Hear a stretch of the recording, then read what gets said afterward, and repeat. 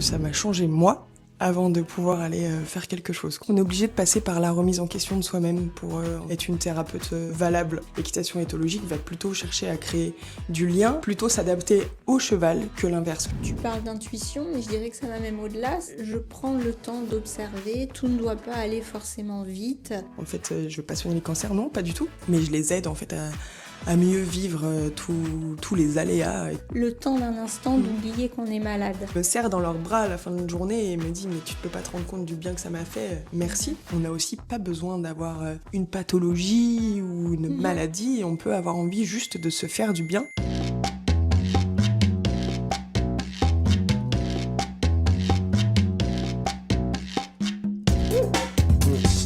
Bonjour et bienvenue dans En fait, le podcast qui donne la voix à celles et ceux qui ont choisi de mettre leur parcours au service des autres, que ça soit pour accompagner, soutenir ou soigner.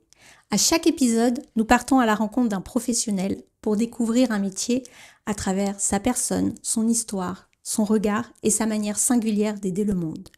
Aujourd'hui, nous recevons Élise Chombard, équithérapeute qui vient nous parler d'une pratique encore méconnue, où la relation au cheval, l'écoute du corps et la bienveillance se rencontrent pour favoriser l'équilibre intérieur. Ensemble, nous allons explorer ce que signifie accompagner grâce au lien entre l'homme et le cheval. C'est parti. Bonjour Élise et bienvenue. Bonjour. Merci. Je suis subjuguée, c'était très joli ce que tu viens de dire. Et bah tant mieux. Les 3 dernières phrases sur l'équithérapie, c'était très joli, très bien. Je t'ai dit. bien présenté. Ouais, parfait, vraiment, j'aurais pas fait mieux. Bon, et bah c'est très bien. En tout cas, je te remercie d'avoir pris un petit peu de ton temps pour venir nous parler de ton métier. Avec plaisir. Et pour commencer, parce que je pense que tout le monde est très curieux de savoir ce qu'est l'équithérapie. Donc, en fait, c'est quoi l'équithérapie ? Waouh.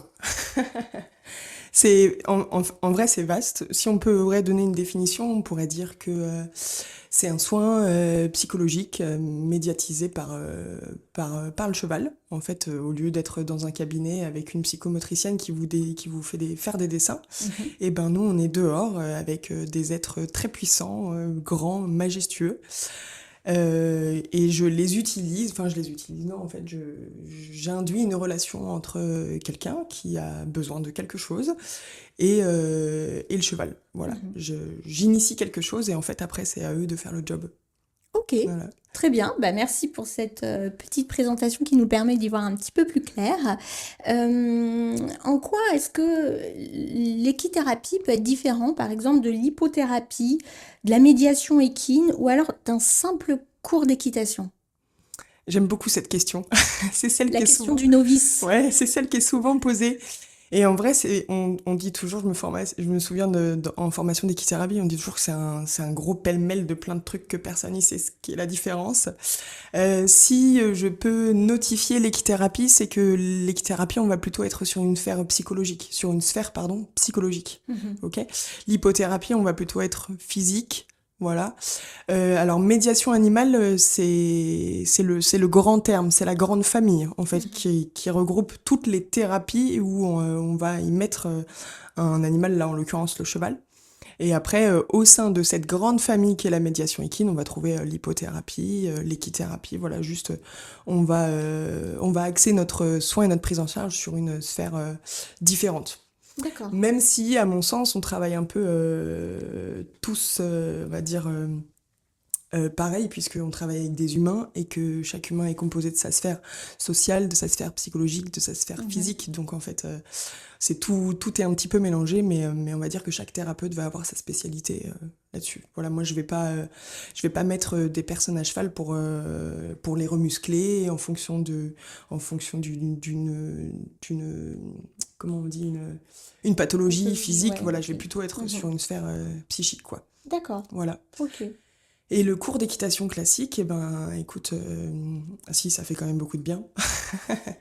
mais les moniteurs d'équitation vont t'apprendre à monter à cheval. Mhm. ou à évoluer avec le cheval pour arriver à tes objectifs, voilà, à connaître le cheval et comment faire de lui mon loisir, quoi, en gros. Mhm. Comment prendre du plaisir à cheval et comment aller sauter des barres, comment faire une épaule en dedans, voilà. Nous, on n'est pas du tout dans la même dynamique. Moi, j'ai pas du tout la prétention d'apprendre à monter à cheval, et d'ailleurs, je les mets très très peu à cheval, mes Mhm. patients, que dans certaines indications et certains objectifs que je vais avoir en tête. Mais sinon, c'est beaucoup de l'évolution avec lui à pied. D'accord. Ok. Voilà. Et est-ce que quelqu'un qui voilà aurait fait quelques séances avec toi, pour qui bah, il y aurait eu un mieux-être hein, Mhm. justement, ou voilà une amélioration de certains symptômes de la pathologie, pourrait se dire voilà comme ça m'a fait du bien, je continue aussi sur l'équitation pour garder un certain lien Ah à oui, bien sûr. l'animal. Tout Oui, à fait, oui, oui, j'en ai. oui. J'ai des patients qui ont monté à cheval étant plus jeunes, plus petits, qui ont perdu, qui ont repris le contact avec eux en équithérapie et qui après se remettent à monter à cheval. Mhm. J'ai des personnes aussi qui sont arrivées pétrifiées des chevaux, qui avaient une pathologie et qui maintenant veulent régulièrement avoir contact avec les chevaux. Et donc j'ai un diplôme à côté dans le monde équestre qui est accompagnatrice de tourisme équestre. Voilà, je suis D'accord. capable. J'ai fait cette formation en plus de ma formation d'équithérapie pour avoir une casquette, on va dire, monde du cheval. Ok. Voilà, par rapport aux assurances et aussi en fait la personne que je suis et on va dire comment. Je trouve pas mon mot, mais pour avoir de la valeur, on Ah peut oui, dire ça une un peu comme ça. Une légitimité, peut-être une légitimité, ouais, voilà, reconnaissance c'est aussi. ça. Mais plus côté monde du cheval, tu vois, parce que Oui, souvent ils disent, ceux qui sont dans le monde du cheval, ils disent, ouais, ils sont sympas ces équithérapeutes, mais ils connaissent rien aux chevaux. oui, Ah non, ouais, c'est pas vrai. Quand on d'accord, rentre en formation d'équithérapie, ils nous demandent un certain niveau à cheval. Après, ils nous demandent un galop, c'est galop 5, je crois maintenant, galop 4 ou 5, ouais. Et d'accord. maintenant, ça a changé aussi. Ils demandent aussi également le savoir 3. Donc, je sais pas si ça vous parle, les savoirs. Non, pas vraiment, En ouais. fait, il y a une équitation dite équitation éthologique qui s'est développée il y a quelques années et qui est en fait qui est plus tournée sur l'étude du comportement du cheval. Donc, comment est-ce que moi je vais pouvoir évoluer avec le cheval en respectant ce qu'il est, d'accord, Oui, et quels ok, sont ses besoins. d'accord. Donc c'est différent que j'arrive, je mets ma selle, mon filet et je m'en vais faire ma séance.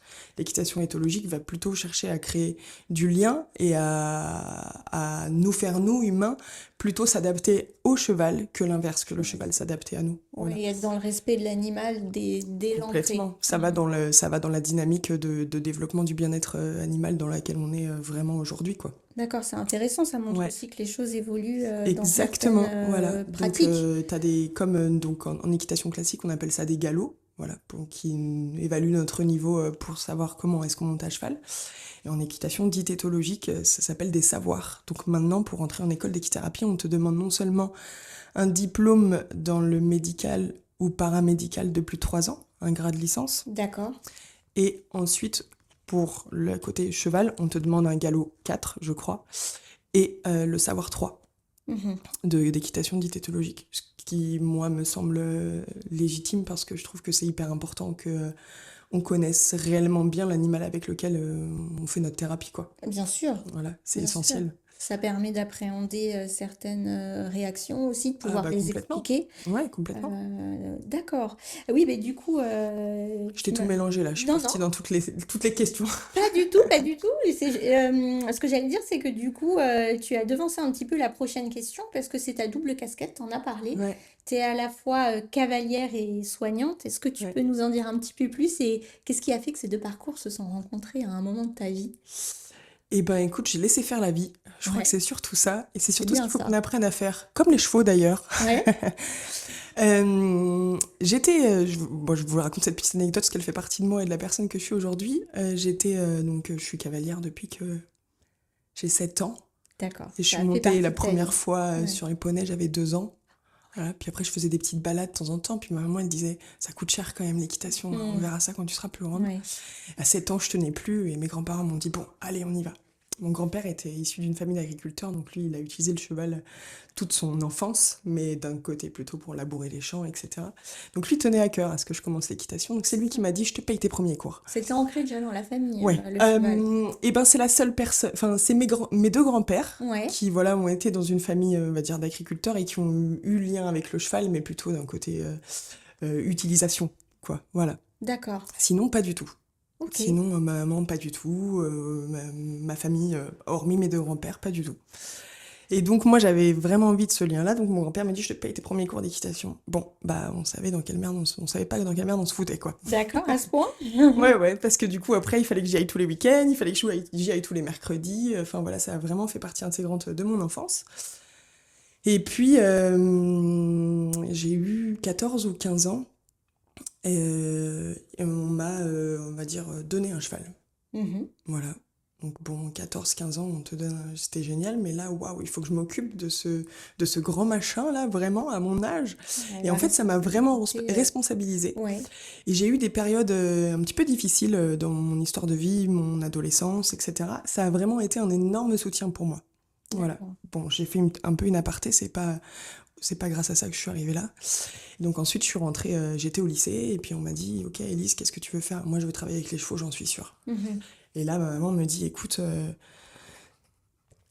fais peut-être quand même autre chose, parce que si un jour, t'as une grave chute, tu te mets à avoir peur des chevaux pour raison X ou Y, elle savait pas ce qu'elle disait encore, t'auras plus de travail.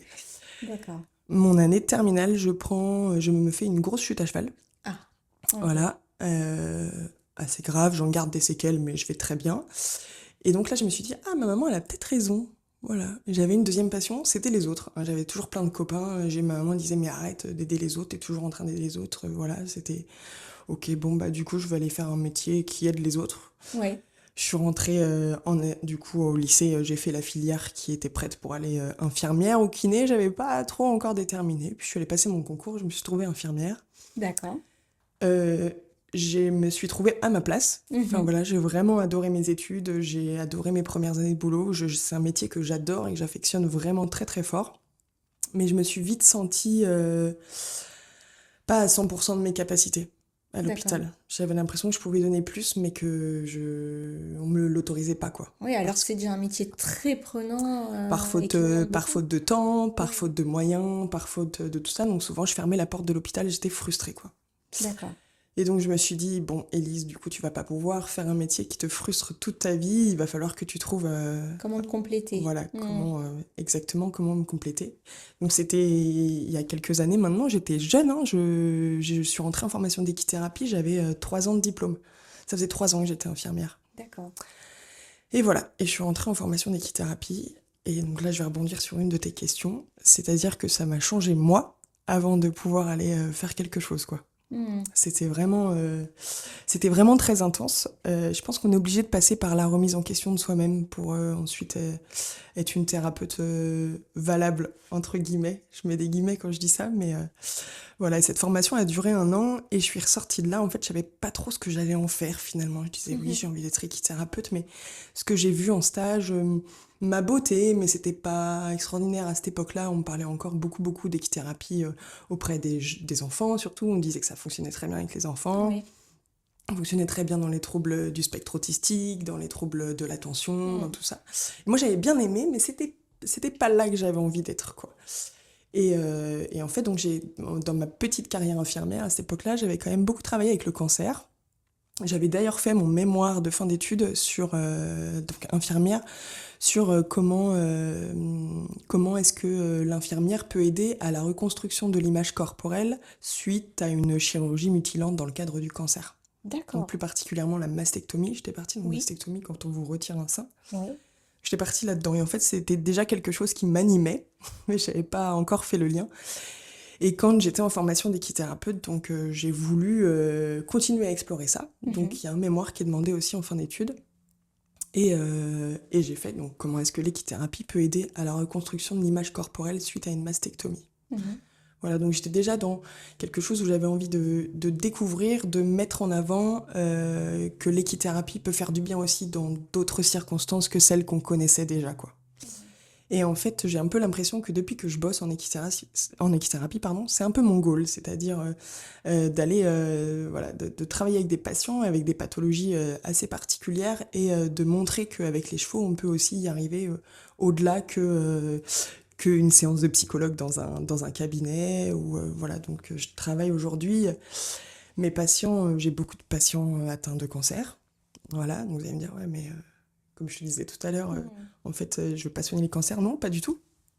Mais je les aide en fait à mieux vivre tous les aléas qu'il peut y avoir dû au traitement ou dû à l'impact que cette maladie peut avoir chez l'être humain. Donc ça va être surtout la reconstruction de l'image corporelle, la confiance en soi, l'estime de soi, enfin voilà, des choses comme ça. Et aussi, dans d'autres pathologies, j'ai aussi beaucoup bossé avec l'anorexie mentale. Oui, oui, oui. Voilà, l'anorexie mentale, il y a quand même une grosse sphère psychique, Oui. certes, mais aussi corporelle. Hein. Donc, L'image de remettre en soi mouvement qui son est corps et se trop, ouais. réapproprier son corps en le mettant en mouvement avec un cheval permet quand même d'avancer grandement, quoi. Je bosse aussi pas mal avec les ados. Voilà, donc des ados plutôt qui peuvent être en difficulté sociale, en rupture de parcours scolaire, Je réfléchis en même temps, tu sais, je fais tout mon petit pêle-mêle de passion, Oui, là. oui, oui, non, mais on voit que c'est Voilà. un type de thérapie qui peut être très large aussi, Ouais. qui va pas mal aussi s'axer sur l'image de soi, Mm. la reprise de confiance en soi. Complètement. C'est un temps par rapport à ce que tu disais tout à l'heure concernant le cancer qui permet aussi peut-être le temps d'un instant Mm. d'oublier qu'on est malade. Ouais. Parce que se joue là un autre type de relation qui n'est pas médicalisée, qui n'est pas voilà, là où la maladie a la première Mm. place, mais plus la personne Mm. qui retrouve Exactement. euh, C'est la ce que place qu'elle pouvait j'allais, avoir avant la ouais. maladie. Ouais. C'est ce que j'allais te dire. Ils oublient pas forcément qu'ils sont malades parce que souvent, du coup, ils sont quand même arrivés là parce qu'il y a eu cette maladie qui est arrivée dans leur vie. Mais plutôt d'accord. Ok, elle est là, mais maintenant, qu'est-ce qu'il faut que j'en fasse? C'est pour Non moi. seulement il faut que je me soigne somatiquement, c'est sûr, mais du coup, peut-être que j'ai quelque chose aussi à réparer de la sphère psychologique. Donc, du coup, qu'est-ce que c'est, qu'est-ce qu'elle est, et comment est-ce que je peux m'aider à la guérir ou continuer à avancer avec, etc. Mhm. Ok. En tout cas, on voit quand tu racontes ton parcours que ça a été presque limpide. Tu as Mm. réussi à Ouais, ouais. t'écouter pour faire du Mm. lien entre ces petites voix intérieures qui disaient bah non, moi je vais plus aller m'axer sur ça, Exactement. je vais et Mm. c'est super important parce que ça donne quelque chose de beau Ouais, au final. exactement. Ouais, ouais, ouais. Je suis toujours très émue quand j'en parle, mais Ouais, oui, oui, c'est vraiment ça. Et en fait, j'ai l'impression de continuer à travailler comme ça. ouais. C'est-à-dire que je me souviens à l'école, on nous apprenait à faire des projets de prise en charge avec Mhm. des objectifs thérapeutiques, avec des actions pour atteindre les objectifs, etc. Mhm. J'arrive pas du tout à fonctionner comme ça. J'ai essayé au début de ma carrière parce que je pense que ça me rassurait. Et puis en fait, je suivais jamais ce que j'écrivais sur ma feuille en début de séance. Donc je dis, bon, bah, c'est peut-être qu'il faut pas que je fonctionne comme ça. Ouais.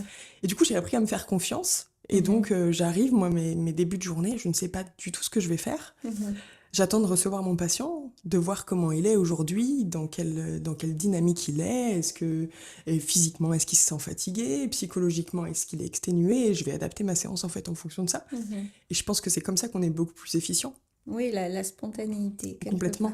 Et Ouais. puis, se faire confiance, nous, en tant que thérapeute, à notre intuition. Et en fait, je dis souvent, les patients, ils me disent, ah, mais merci Elise pour tout ce que tu as fait. Mais en fait, moi, je fais rien en séance. Mhm.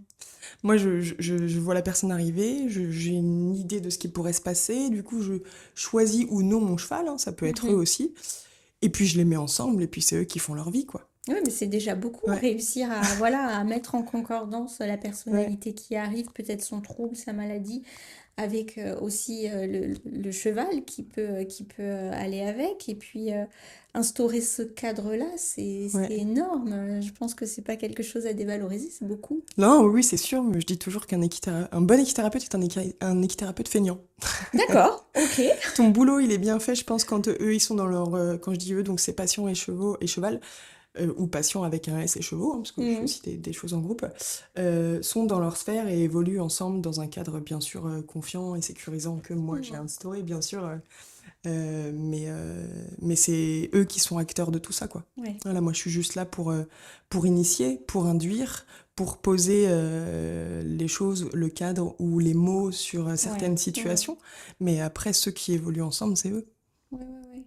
Et pour les gens que, voilà, que ça pourrait intéresser, est-ce que donc il y a des écoles d'équithérapie type justement voilà qui sont alors reconnus aujourd'hui en France, mais j'ai entendu aussi pour les gens qui voilà qui seraient intéressés par exercer cette profession, faut quand même un bagage médical à côté. Tu disais que toi tu avais 3 ans de pratique d'infirmière au moment où tu as commencé, Ouais.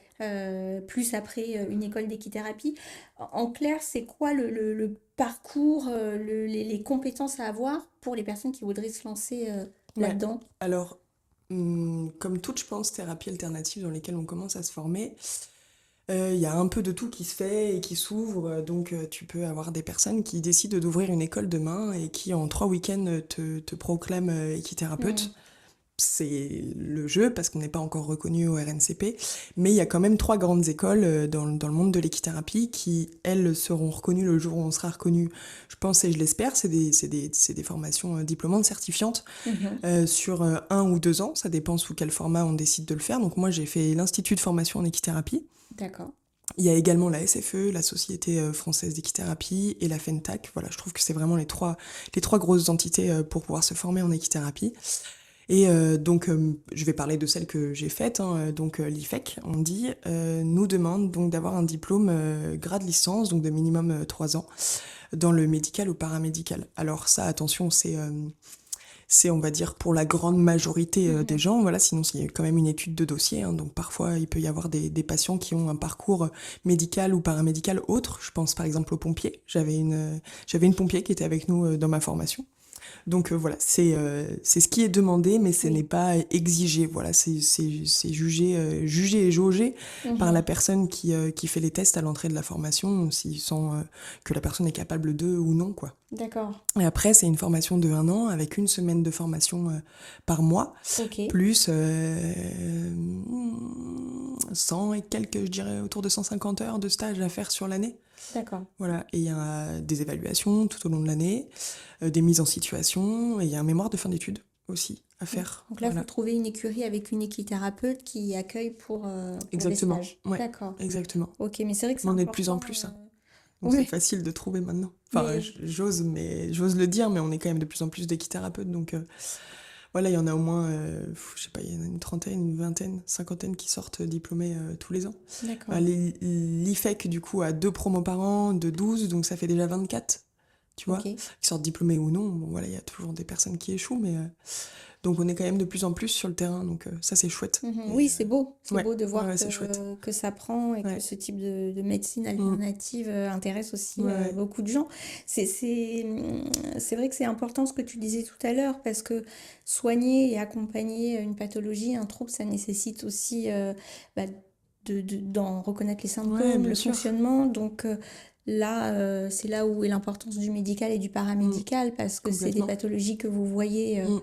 dans votre parcours. Ouais, Donc vous savez ce vers quoi vous vous dirigez, ce dont la personne aussi peut-être a besoin, ouais, même s'il y a cette place pour la spontanéité, mais voilà, l'importance de la connaissance de la ouais, bien pathologie sûr. est Bien sûr. importante. Et puis c'est ce que je dis toujours, je le dis dans mon boulot d'infirmière aussi, une bonne infirmière de bloc opératoire, on ne sera pas forcément une bonne infirmière en réanimation ou en chirurgie. Et Mhm. je pense qu'en équithérapie, c'est un peu la même chose. Je pense qu'il y a des pathologies, ou en tout cas des sphères dans lesquelles on se sent plus à l'aise et d'autres non. Et je pense que notre formation initiale, donc moi je parle infirmière, mais bon, je pense aux éduques ou Mhm. psychologues, ou voilà, se sentiront à l'aise avec le public avec lequel il avait déjà l'habitude de travailler, Mhm. quoi. Même si on peut s'ouvrir à d'autres choses, je pense que ça fait partie aussi de notre job de savoir poser nos limites et savoir là où on est le Ouais. plus efficient Mhm. et du coup y aller, quoi. Tout à fait. Voilà. Élise, on parle souvent des vertus thérapeutiques des animaux dans le soin. Qu'a de si particulier le cheval par rapport au chien ou au chat qu'on peut parfois retrouver dans les soins à l'hôpital ou en EHPAD? Eh ben écoute, je dirais quand même que déjà de par sa grandeur, sa prestance, mais aussi l'image qu'on en a du cheval qui est voilà, un animal qui a fait la guerre, qui est très imposant, qui envoie, qui est puissant, on va dire, démultiplie un petit peu ce qu'on peut ressentir ou vivre avec lui, plus qu'avec un chat ou un chien. C'est des animaux de proie à la base, hein, donc qui sont quand même du coup toujours tournés vers son environnement extérieur, donc aussi vers l'autre, qui sont du coup on va dire extrêmement sensibles de par les animaux qui sont, donc je dirais vecteurs de beaucoup de choses, et donc aussi des animaux qui sont aux côtés de l'homme depuis très très longtemps. Je dis Ouais. toujours à mes patients, mais dis-toi que tu es cheval. Ok, alors là, les gens, souvent, ils me disent Élise, ça veut dire quoi? Tu es cheval, t'es trop bizarre. J'ai fait même à des patients coller des post-it sur leur miroir de salle de bain. Je suis un Voilà. cheval. Ouais, c'est ça. En fait, le cheval, c'est un animal qui vit l'instant présent, hein, tu vois, qui a pas la capacité de se projeter dans ce qui s'est passé hier, ce qui se passera demain. Je trouve que déjà, juste sur ça, il est très inspirant, parce que nous, dans notre vie et cerveau humain, on a trop tendance à se camoufler de tout ce qu'on peut vivre, tout ce que la vie peut nous mettre sur le chemin, parce qu'on est tout le temps, notre cerveau occupé sur Et à se hier, projeter demain. aussi. Ouais, voilà. Alors que je pense que le moment qui est le plus important à vivre et là où il se passe aussi les choses de demain, c'est le présent. Donc je trouve que c'est hyper important d'y être. Et puis, eux, comment dire, ils n'ont pas la capacité aussi de camoufler leurs émotions, donc en fait, ils ne font que les vivre. Voilà, ils les accueillent, ils les vivent. Par exemple, voilà, les chevaux, ils sont pas d'accord sur le même brin d'herbe qu'ils étaient en train de manger. Ils vont se mettre des coups de pied, ils vont s'agresser, et puis après, c'est fini. Après, ils vont remanger le même brin d'herbe. Et pourquoi est-ce que nous, on ferait pas la même chose? Pourquoi est-ce que nous, on vivrait pas nos émotions? On les dit, on les traite, et puis hop, c'est fini, on passe à autre chose. Mais non, on vit pas trop les choses comme ça. Ouais. Donc souvent, voilà, quand je dis aux personnes, mais t'es un cheval en fait, arrête de penser à hier, arrête de penser à demain, vis ce que t'as à vivre maintenant. Et voilà, et je trouve qu'ils sont très très imposants sur cette notion-là. Voilà. Et on dit aussi souvent, le cheval est miroir de tes émotions. Alors, c'est pas comme ça que je le dis. En fait, on dit le cheval n'a pas le langage, mais si, le cheval a le langage. C'est juste qu'il n'a pas le langage verbal, Oui. mais il a le langage corporel. Et nous, on l'occulte aussi un peu, ce langage corporel. On regarde pas assez les autres, on se regarde pas assez soi quand on évolue avec les autres. Or, eux, tout passe par là. Tout passe sur comment agit mon copain. Donc en thérapie, comment se comporte l'humain avec lequel je suis. Lui, il lit ton corps et comment tu agis avec ton corps, mais aussi tes hormones. Et donc je dis toujours qu'en fait, ben, nous, on devrait aussi un peu se remettre sur cette intuition-là et se regarder et se parler aussi autrement qu'avec des mots, quoi. Oui, C'est hyper important. tu parles d'intuition, mais je dirais que ça va même au-delà, c'est se dire, je prends le temps d'observer, tout ne doit pas aller forcément vite, Exactement. parce qu'il y a certes la partie intuition, il y a des gens qui sont plus intuitifs que d'autres, il y a des gens qui sont plus sensibles que Mm. d'autres, mais là, à travers ton message, j'entends aussi qu'il s'agit de prendre le temps Bien de sûr. regarder. Et puis on vit dans une société où on nous laisse quand même de moins en moins ce choix-là, de par tout ce qui nous entoure. Et je pense que ça amène aussi d'autant plus de pression sociale et aussi psychologique, quoi. Donc réapprendre à faire ça quand on est en thérapie, c'est aussi se le réinculquer et se redonner un schéma mental pour pouvoir le refaire tous les jours, quoi. Oui, tout à fait. Ouais, c'est vraiment, c'est aussi l'un des gros messages que je passe souvent D'accord. en thérapie et notamment sur les journées bien-être, comme je t'expliquais tout à l'heure, où en fait, on n'a aussi pas besoin d'avoir une pathologie ou une maladie, et on peut avoir envie juste de se faire du bien. Et c'est pour ça que j'ai créé ces journées-là. Les journées bien-être, c'est en fait juste avoir envie de se faire du bien, entouré, voilà, moi c'est entouré des chevaux parce que c'est mon travail, mais ça peut être aussi toute autre chose. Et puis souvent, comme je te disais tout à l'heure, on est deux thérapeutes, voilà, pour pouvoir allier d'autres thérapies et faire découvrir aussi d'autres thérapies. Et ça, c'est aussi, je trouve, voilà, donner une possibilité aux personnes pour pouvoir prendre le temps, prendre soin d'eux, reprendre possession de leur corps, arrêter que tout aille trop vite tout le temps, quoi. Ok, donc on entend que l'équithérapie peut s'adresser à tout le monde, Ouais. mais en même temps, quels sont les profils, toi, que tu accompagnes peut-être le plus? Ah ben, c'est ce que je te disais tout à l'heure. Ouais, moi, je suis. J'ai pour envie, et voilà, c'est ce qui m'attire, de développer un peu l'équithérapie dans des pathologies où on n'en entend pas encore vraiment parler. Donc, Je travaille beaucoup avec le cancer, l'anorexie mentale. J'ai des personnes aussi qui ont un peu des pathologies neuro, mais alors des pathologies neuro où effectivement il y a, on va dire, une explication somatique, physique, mais parfois où il n'y en a pas. On va dire où les examens sont normaux, entre guillemets, mais il y a quand même un déficit moteur. Et donc, dans ces cas-là, souvent, on dit que c'est d'origine psychologique. Et là, je pense que l'équithérapie a sa place, vraiment, réellement. Je travaille aussi beaucoup, j'ai toujours beaucoup aimé les adolescents et la relation que j'ai avec eux. Et je trouve que c'est une période de la vie qui est très compliquée. Et on leur donne pas beaucoup de possibilités ou de moyens à leur disposition pour pouvoir aider à traverser cette période qui est énorme dans les changements, qu'ils soient physiques ou psychologiques, ou énorme, où on te demande aussi qu'est-ce que tu veux faire de ta vie. Enfin, voilà, c'est des déjà questions. projeté, justement, très très loin. Exactement, il y a de plus en plus de burn-out scolaire, de décrochage scolaire, de rupture sociale, tout ça. Et moi, je prends énormément de plaisir à les accompagner en équithérapie pour traverser ces périodes-là, quoi. Donc j'ai beaucoup d'adolescents aussi, avec divers problématiques.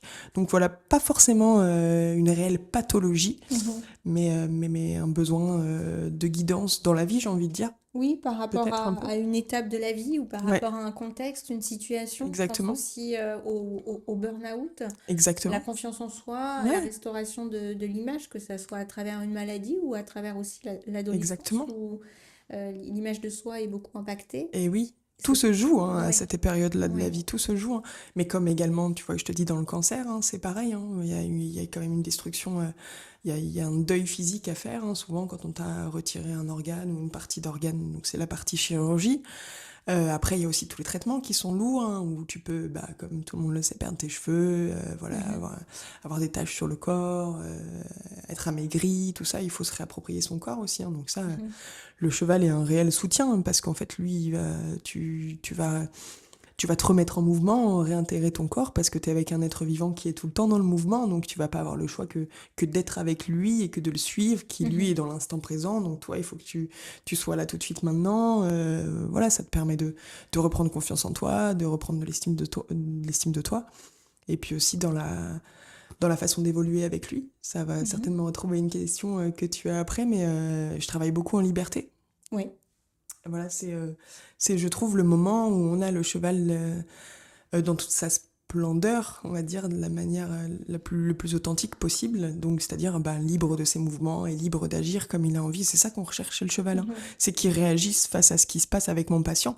C'est ça que je veux. Donc, en fait, les mettre tous les deux en liberté et évoluer en liberté. Et c'est là que je vais avoir le plus de choses à me mettre sous la dent, quoi. On va D'où dire ça l'effet comme ça. miroir tout à l'heure par Ouais, un rapport petit peu. au cheval, Un quoi. petit peu, ouais. Lui, il va agir en fait en fonction. Il va lire ton corps et agir avec son corps en fonction du tien, tu vois. Voilà, j'aime beaucoup travailler en liberté et mettre les gens à utiliser leur corps pour rentrer en communication avec lui sans forcément avoir un licol, des rênes ou le verbal, en fait, juste avec le corps. Et c'est là que c'est très puissant. Oui, oui, oui, je l'entends. Et concrètement, comment se passe une première séance? Et ben après, donc je m'adapte quand même toujours au public que tu as, mais bon voilà, finalement tu- en équithérapie aussi, voilà, parfois tu as un peu une renommée, voilà, et puis les patients en fait parlent entre eux, et donc tu adresses le bouche à oreille, ça Oui. marche énormément. Donc voilà, les ados parlent entre eux, les patients Donc, il y a atteints de déjà un cancer, premier aspect du ouais, travail, c'est du c'est lien ça. entre les participants. Oui, aussi, tu vois. Ouais. Enfin voilà, donc du coup, c'est souvent les mêmes qui arrivent quand même. Donc comment je vais mener ma première séance? Ben moi, je vais avoir besoin de savoir qui est la personne avec qui je vais évoluer, d'accord, pour pouvoir adapter ma prise en charge, les chevaux, etc. Donc souvent, ça commence déjà par un long entretien pour apprendre à se connaître. Et puis, ben, on se balade dans les écuries, je fais visiter les écuries. Ça me permet déjà de voir un peu comment est-ce que la personne, elle se comporte, elle-même avec elle-même, et puis avec les autres personnes qu'on peut croiser dans l'écurie, mais aussi avec les chevaux qu'on va croiser soit à travers une porte de boxe, ou alors plus on peut aller, je peux les emmener même jusqu'à aller faire des premières rencontres avec les chevaux, donc dans les prés ou dans le manège si j'ai ciblé un cheval en particulier, ou voilà. D'accord. Je vais déjà du coup moi voir un peu comment est-ce que lui il rentre en communication avec le cheval et inversement. Et ensuite, ça me permettra de pouvoir adapter la façon dont je vais agir avec eux et mes objectifs thérapeutiques en fonction de ce que je vais pouvoir observer dans les premiers liens, quoi, les premiers liens. Et il y a un temps de décodage à la fin de la séance pour savoir comment, voilà, comment est-ce que vous avez vécu, qu'est-ce que vous en retenez, est-ce que vous voulez partager certaines Ouais, émotions, toujours. certaines réactions, ouais. Toujours. Beaucoup de mes collègues travaillent en créneau d'équithérapie de 1 heure. Alors moi, je trouve que c'est beaucoup trop court. Oui. Alors si je l'ai fait avec les petits, Mhm. voilà, avec le peu d'enfants que j'ai, je fais des créneaux de 1 heure. Mais sinon, c'est des créneaux de 1 heure et demie, voire 2 heures. Mhm. Parce que oui, je trouve que ce temps de début de séance est très important, comme je te disais tout à l'heure, en fait. C'est là où moi, je vais du coup adapter ma séance, quand je vais voir comment est mon patient à l'instant T, sur le jour où il vient faire sa séance. Ensuite, la séance va se dérouler, et puis c'est hyper important de faire un feedback sur ce qui s'est passé.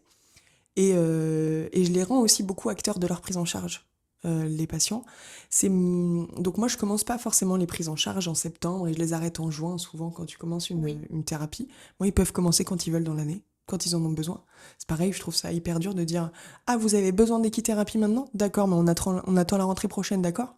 Ouais. Non, j'ai besoin des... Enfin voilà, s'ils font le pas de venir vers moi, c'est qu'ils en ont besoin C'est là qu'il y tout a de à suite mettre en maintenant. place Donc maintenant. j'arrive toujours à... Bon, si vraiment je suis overbookée et que j'ai Mhm. plus de place, bon bah je leur dis attendez un peu, mais du coup ce qui fait que comme je travaille sur des courtes durées, ben ils sont pas obligés d'attendre 6 mois pour commencer une prise en charge, Mhm. puisqu'il y en a peut-être une qui va s'arrêter à ce moment-là, et du coup ils vont pouvoir commencer au même moment. Et donc souvent donc je les vois une première fois et on établit ensemble un premier, euh, un premier projet dans la temporalité, Donc je la vais te dire. fréquence, elle est fixée à la fin Ouais. du premier rendez-vous. Voilà, exactement. La D'accord, fréquence, ok. elle est fixée. Ça peut être des séances d'1 heure et demie ou 2 heures, une fois, 2 fois par semaine, parfois 3 fois. Fois même, je fais des stages sur une semaine. Mhm. Tu sais, il y en a qui ont besoin d'un bon coup de shoot et puis Ouais. et après ça le fait. Donc voilà, vraiment, je m'adapte aux patients. Et puis en fait, c'est surtout eux que du coup, c'est là où je voulais en venir, qui se rendent acteurs de leur prise en charge. Souvent, quand je vois arriver le premier cycle, l'avant-dernière séance ou la dernière séance, je dis ok, ben, t'en es où? Comment tu te sens? Comment t'as avancé? Qu'est-ce que tu aimerais encore bosser? Enfin, toutes Mhm. ces questions-là, c'est à eux que je leur fais poser surtout. Mhm. Moi, j'ai mon idée et moi, je peux inciter des choses, mais en fait, c'est d'eux que tout doit venir, hein. C'est Ouais, du c'est eux qui patient, hein. sont maîtres de leurs Ouais, besoins bien quelque sûr. part. Et Bah, c'est je trouve déjà que s'autoriser mais à complètement. les verbaliser. Et je trouve que c'est hyper important Bien qu'ils soient sûr. conscients de tout ça et les amener à se poser ces questions-là, c'est du coup, enfin, ça fait partie de la thérapie, quoi. Mhm. Donc voilà, parfois je peux avoir des patients pendant 6 mois, d'autres pendant plusieurs années, mais souvent on fait des coupures, tu vois. Oui, Voilà, je trouve que c'est hyper important aussi de laisser décanter les choses, bien sûr. avancer, parce qu'en fait, les séances, je trouve que c'est très, très intense, t'amènes toujours plein de choses, donc si toutes les semaines t'amènes toujours plein de choses, tu laisses jamais autant de faire son travail, quoi. Ouais, il faut dans ce que tu dis, j'entends l'importance aussi de laisser le temps à l'élaboration. Exactement, Mhm.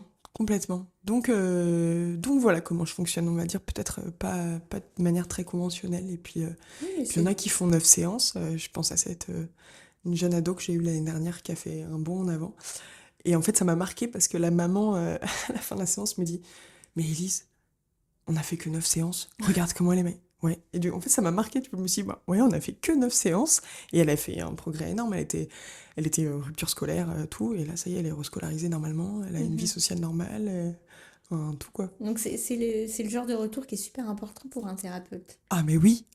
Ah, C'est mais de oui, oui, c'est connaître ce et qui. d'avoir des mots sur l'avancée de ton Ouais, travail. Toutes complètement. les thérapies ne permettent pas forcément ça. Ah, c'est ce qui nous nourrit. Enfin, moi, c'est ce Ouais. qui me nourrit, hein. Mais Mhm. même sans parler de prise en charge thérapeutique, sur juste les journées bien-être, Mhm. quand les femmes, oui, je dis les femmes, parce que je 100% de C'est femmes qui très... viennent, pas Ouais. encore d'hommes peut-être un jour, me serrent dans leurs bras à la fin de journée et me disent: Mais tu ne peux pas te rendre compte du bien que ça m'a fait, Mhm. merci.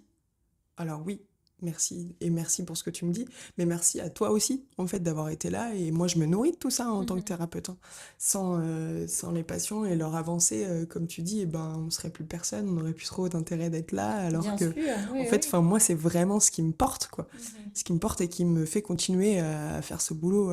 Oui, j'entends. Bah ouais, puisque sans eux, en fait, sans patients, je fais pas de thérapie, quoi. Oui, Voilà. oui.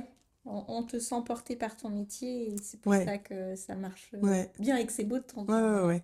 Est-ce qu'à l'inverse, il peut y avoir des contre-indications à l'équithérapie? Alors, je te dirais que la plus grosse, ce serait peut-être une limitation physique. Oui. J'ai envie de le dire comme ça parce que bon voilà, du coup on serait limité sur les mises en situation s'il y a des grosses limitations physiques, quoique encore mais en fait, on reviendrait souvent aux mêmes choses, on pourrait difficilement varier les exercices, etc. Mais bon, c'est parce qu'il faut que je t'en dise une.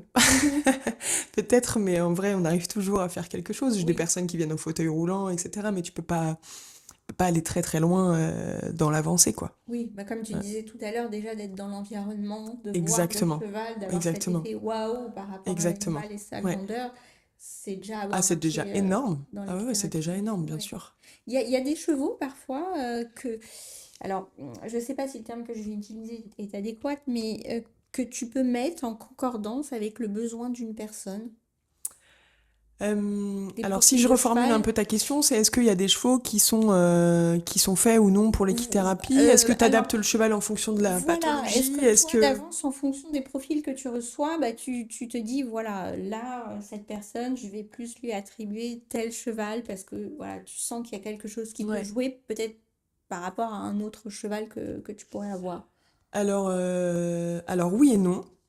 Déjà, je trouve ça important de le souligner, ce qu'on me dit, est-ce que tout cheval peut être un bon cheval d'équithérapie? Alors en soi, tu peux Mhm, obtenir tout ce que tu veux du cheval si tu travailles, tu travailles, tu travailles avec lui. Et il y a cette relation parfois un peu de dominant-dominé, hein. Donc en fait, toi, t'es le dominant, tu pourras toujours obtenir ce que tu veux de ton dominé. Mais du mhm. coup, on, on biaise un peu ce qu'est le cheval, tu vois. On va du Oui, coup lui demander de ne plus être ce qu'il est et de se plier à ce que je lui demande. Tu mhm. comprends ce que je veux Oui, dire? je comprends. Et du coup, ça, moi, je suis pas d'accord. Mhm, C'est pas ce que je cherche chez le cheval. Et je pense qu'ils sont comme nous, qu'il y a des choses qu'ils aiment faire et d'autres choses qu'ils aiment pas faire. Donc je mhm, pense qu'il y a des chevaux qui sont faits pour aller faire du jumping ou de la rando extérieure et d'autres qui sont faits pour faire de l'équithérapie. Je pense clairement qu'il y en a que ça les fait chier de faire de l'équithérapie mhm, et d'autres qui sont volontaires et qui veulent ça. Moi j'en ai une, c'est vraiment très très parlant. J'arrive aux écuries et donc les écuries dans lesquelles je bosse, ils sont au box la nuit et ils sont sortis la journée, donc oui, parfois toute la journée quand il fait beau, ils sont dans les prés, dans les paddocks. Je trouve ça hyper important aussi que les besoins du cheval soient respectés pour faire de l'équithérapie, parce que si tu prends un cheval qui est jamais sorti, qui a pas de contact avec ses congénères, qui peut oui. pas manger comme son corps lui demande de manger, ben on biaise un peu aussi ce qu'est le cheval, tu vois, dans son authenticité. Donc je trouve ça hyper important à Mhm, souligner. Et du coup là où j'en étais, c'est que du coup donc elle m'entend arriver, elle sort la tête du box et elle hennit à chaque fois qu'elle entend ma voix. mhm. Elle, elle est à sa juste place tout le temps. Peu importe pour quelle raison je la prends avec mes patients, je peux la prendre pour tout faire. Elle Mhm. est toujours à sa juste place. Et tu sens qu'elle est animée par ce qu'elle fait. Tu comprends ce que je veux dire? C'est ton reflet à toi. Écoute, peut-être, c'est vrai que c'est une très bonne partenaire de thérapie. Oui, J'en ai d'autres avec lesquels je bosse. Et puis parfois, tu penses à un cheval, et puis je oui, vais le chercher. Et en fait, il n'est pas du tout réceptif aujourd'hui. oui. C'est pas du tout le bon moment. Oui, ce que j'allais te demander, Mm. peut-être aussi, c'est aussi une question de moment et de jour, comme pour Mais nous. complètement. Et à ce moment-là, c'est juste pas le moment avec ce cheval de Et faire une complètement. séance. Donc c'est pour ça que je te dis, alors parfois oui, je peux choisir ou mentaliser ce que je pourrais faire avec tel ou tel cheval, mais souvent j'écoute le patient et le cheval. Donc parfois on peut aller se balader dans les écuries et puis en Mhm, fait là je sens que ça peut être avec ce cheval-là ou celui-là ou pas, ou parfois on va se balader dans les prés et elle me dit et puis je sens que le cheval là nous regarde avec insistance ou vient vers nous à travers la clôture du pré. Bon bah ok, on peut mhm. y aller. C'est important de laisser place à ça, puisque ce qu'on recherche dans l'équithérapie, c'est aussi de l'authenticité. Donc, Oui, bien sûr. Et d'où l'importance aussi d'une formation, c'est savoir repérer et écouter bah, ce que l'animal ne dit pas. Voilà, ouais, savoir que bien c'est sûr, pas un jour, savoir qu'il n'a complètement. pas eu forcément la possibilité d'assouvir tous ses besoins en termes de nourriture, de Ouais. repos. Ça passe aussi par là. Alors, je reprends ce que tu dis ce que l'animal ne dit pas. Oui, Donc oui, il le dit pas avec son langage verbal, puisqu'il ne l'a pas. voilà. Mais il le dit avec son langage corporel. Oui, mais pour ça, faut être formé justement. Exactement. Et c'est là où je pense C'était mon message, qu'effectivement, oui. on a tout intérêt, nous, équithérapeutes aussi, de l'écouter. Mm, Parce que tout à on fait. pourrait ne pas l'écouter si on fait le choix de l'écouter ou non, mais c'est important de l'écouter, je pense. Donc, ça C'est me... comme, Oui, je t'en prie, c'est dis-moi. comme ça que notre prise en charge, pour moi, elle est optimale, quoi. Donc il y a aussi dans cette formation d'équithérapeute, euh, au niveau de l'humain, on parle de la synergologie, le langage non Ouais. verbal. Il y a aussi une étude du langage non verbal Ah de oui, l'animal. oui, oui, bien sûr. Hmm, Alors, nous, on avait des modules. Donc, c'était un module par mois. Le module, c'était une semaine de formation. Et donc, on en a 6 oui, qui vont dire, parce qu'il y en a 12 du coup, donc 6, la moitié tournée vers l'humain, et d'accord, 6 sur la connaissance du cheval. d'accord, Ouais, oui, c'est ok. hyper important. Ça va de pair, ouais, pour moi. Tu as un geste, on va dire, symbolique pour nous aider à comprendre ce que pourrait dire le cheval. À un moment, je sais pas, j'étais en train de visualiser quand ils mettent le talon en arrière avec un grand coup de patte. Oui, quand il donne un coup de sabot, tu veux Voilà, dire. un coup de sabot. J'ai pas les termes techniques, Ouais. mais Alors, en fait, le cheval est un animal de proie. ouais, Tu sais, hein, tu le vois, ils ont les yeux sur les côtés ouais, pour pouvoir voir presque à 360, ils ont les oreilles mobiles pour pouvoir écouter tout ce qui se passe autour d'eux, etc. Donc souvent, le moment où il va mettre un coup de sabot à l'arrière, c'est pour éloigner le danger. d'accord. D'accord? Je me Ok. défends et j'éloigne le danger, ou alors c'est pour notifier quelque chose dont il n'est pas content, quoi. Je suis pas content de ce qu'est en train de faire mon congénère, donc je mets un coup de pied. Mhm, Donc le coup de pied envers nous, il est très très très rare. C'est que mhm. soit il s'est senti en danger, donc il a D'accord. voulu éloigner de danger, soit c'est qu'il s'est senti frustré ou en non-accord avec ce qu'on est en train de faire, donc là aussi, il peut mettre un coup de pied. Et Mhm, du coup, nous, jamais en thérapie, on en arrive là, quoi, tu mhm, vois. Parce qu'à aucun moment, il faut que le cheval se sente en danger, et à aucun moment, il faut qu'il se sente frustré, mhm. donc ça n'arrive... alors, il faut pas dire jamais, parce qu'on reste... Il y a toujours un il risque, y a mais toujours un risque et c'est on très évolue faible. avec un animal vivant, hein, donc voilà, Mhm. mais c'est infime, quoi, comme risque. Ok, bah merci en tout cas de ces éclaircissements. Ouais. Euh, qu'est-ce qui, qu'est-ce que ce travail avec le cheval t'a appris, toi, sur la relation humaine, sur la façon de soigner? Waouh. Très vaste question et très forte question. Bah, je dirais que je suis encore en train d'apprendre et que je pense que j'apprendrai toute ma vie, en tout cas toute ma carrière, qu'elle soit infirmière ou équithérapeute. Et je trouve que c'est toute la beauté de ce métier aussi. Voilà, Mhm, c'est de savoir donner, parce que voilà, tout le monde y donne, mais c'est aussi savoir recevoir. Et c'est vraiment, je trouve, un échange qu'il y a entre donc moi, thérapeute, cheval, partenaire de thérapie et patient, quoi. C'est vraiment, mhm, c'est, on va dire, une thérapie à trois dans lequel on se nourrit, mais dans tous les sens, en fait. Tu mhm. vois, cheval, thérapeute, patient, C'est pas à sens voilà. unique. Non, pas du Ouais. tout. Enfin, en tout cas, vraiment pas dans ma sensation. Et toujours, les gens, ils me disent, mais tu le fais avec le cœur, tu le fais...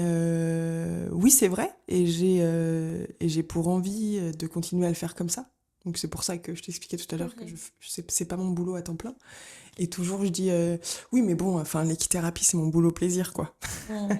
Voilà, c'est pas ce qui me sert à me nourrir, Oui, veut dire à mettre à manger dans mon assiette. C'est ce qui me sert à me nourrir, on va dire, intellectuellement et oui. affectivement parlant, je pense. Mais il y a besoin de ça, Voilà. comme tu disais aussi, c'est Ouais, ce qui t'aide à vivre pleinement et autrement ton ouais, métier clairement. d'infirmière, Ouais, d'avoir cette ressource à ouais. côté, et ça reste quand même un métier. À partir du moment où un métier est un plaisir, c'est que Ah ouais, c'est clair. le Mm, contexte professionnel mm. est bien Ouais, réussi. ouais. Ça me semble hyper important, moi, en tout Bien cas, sûr. voilà. Et si, pour terminer, voilà, si quelqu'un nous écoute et se dit, j'aimerais bien essayer, par où commencer, que ça soit un parent pour son enfant, justement, que ça soit pour soi-même, voilà, quelle démarche faut faire, faut contacter un centre d'équithérapie. Donc toi, tu exerces dans le 77, Ouais. comment est-ce qu'on pourrait éventuellement te contacter pour une séance? Comment ça se passe? Alors, enfin, pour commencer déjà, je pense que vraiment, si on se pose la question, c'est quelque chose qu'il faut vivre parce que l'équithérapie, ça se vit, mais Mhm, vraiment avec un grand V, de par l'animal avec lequel on est, de par l'environnement dans lequel on est, de par ce que l'animal peut nous apporter.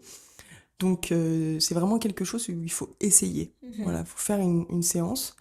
Ensuite, alors des centres d'équithérapie, ça n'existe n'existe pas vraiment. Enfin, il y en a quand même de plus en plus qui sont en train de s'ouvrir et qui font uniquement de l'équithérapie. Mais souvent, ça va être soit des équithérapeutes qui travaillent chez eux, qui ont on va dire quelques petits chevaux et puis une petite structure pour pouvoir faire chez eux. Et après, la plupart du temps, c'est de la même façon de laquelle j'exerce, c'est que je travaille dans un centre équestre où je loue du coup chevaux et structures. Et donc moi, je suis un intervenant extérieur, auto-entrepreneur, pardon, qui vient du coup louer les structures pour pouvoir prodiguer mes soins, quoi. D'accord, Voilà. ok. Donc moi, oui, je travaille dans le 77, dans une écurie principalement, et là, je suis sur des projets pour développer d'autres choses telles que des séjours, par exemple. Voilà. Donc pareil, ouvert à tous, hein. Pas forcément obligé d'avoir une pathologie Oui. particulière, sur lesquelles on pourrait loger les personnes sur place, dans un hôtel, Ok, château, super qui sont projet, dans ouais. les écuries. Ouais, super projet, trop chouette. Donc voilà, pour l'instant, j'ai mon lieu principal d'exercice qui est aux environs de Coulommiers. Et puis voilà, sur d'autres projets dans une autre écurie qui est plus vers Meaux. Voilà. Et pour prendre contact avec moi, c'était ça ta question Oui, aussi? parce que voilà, il y aura Ouais, certainement des personnes de l'Île-de-France ouais, et bien sûr. de Seine-et-Marne Ouais. ou départements environnants qui nous écoutent. Et si voilà, ils souhaitent te contacter pour juste essayer. Ouais, avec grand euh, plaisir. Alors moi, vous me trouverez pas sur Google, ouais, vous me trouverez pas sur Internet. Voilà, j'ai pas de compte Google, j'ai pas de site Internet, parce que j'en ressens pas le besoin, d'accord. parce que j'ai pas forcément envie d'être visible si j'en ai pas fait le Mhm, choix. Je sais pas si vous mhm. voyez ce que je Oui, veux oui, dire. non, mais je comprends. Ce qui Voilà. est important dans le monde dans lequel on vit Ouais, c'est ça. aujourd'hui, où voilà, tout est Exactement. accessible. Voilà, Mhm. j'en ressens pas le besoin et puis voilà, moi ça me va très très bien comme ça.